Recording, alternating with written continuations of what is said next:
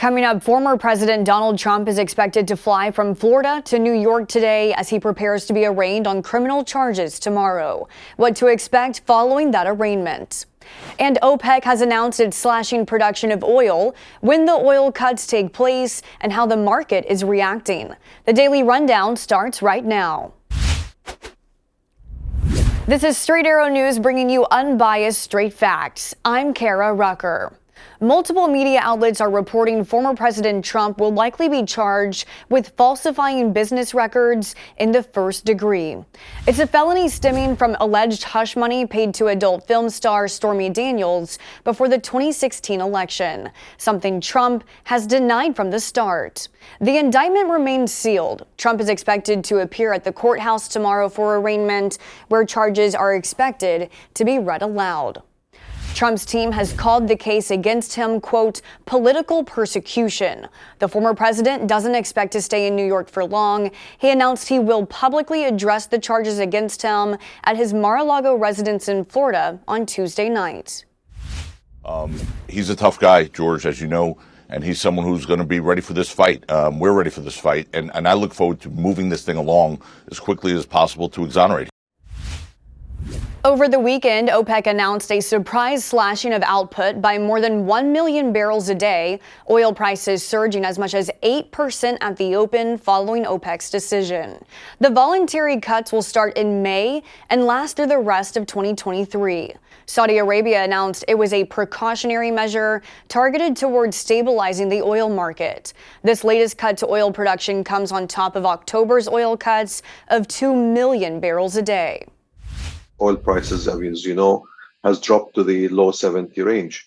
And I think there was the fear if they break that range going to below that, maybe to the 60 plus, that would really become a negative, a very negative for many of the oil producing governments' economies. And they like to keep it above $80. And this move has done that.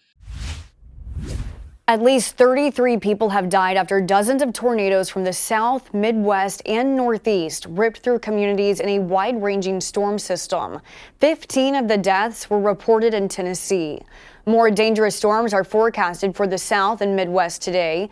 Large areas of both regions are in ruins. At least 11 states were impacted over the weekend by confirmed or suspected tornadoes, flattening homes, businesses, and neighborhoods. President Biden has declared broad areas of the country major disaster areas, making federal resources available to impacted communities. I think the biggest thing right now is that people continue to do what they're doing. What I saw today is homes that were already starting to get ready for the storms that are coming in, that debris was already starting to move.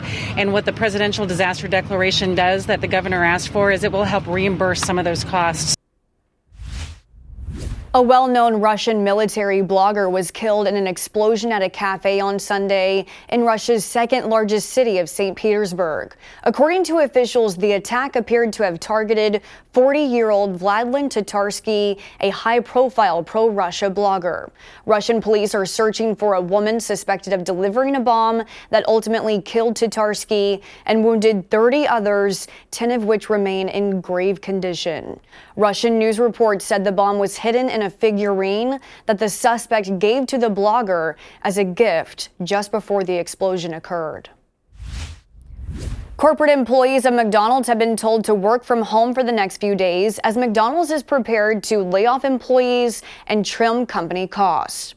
How many workers will be impacted by the layoffs is unclear. In an internal email sent out last week, staffing decisions were to virtually be handed down today, tomorrow, and Wednesday. The company's job cuts come as big corporations are restructuring to reduce costs amid an uncertain economy.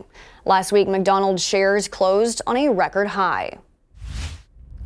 Today marks 50 years since the first phone call was ever made from a mobile device rather than a landline.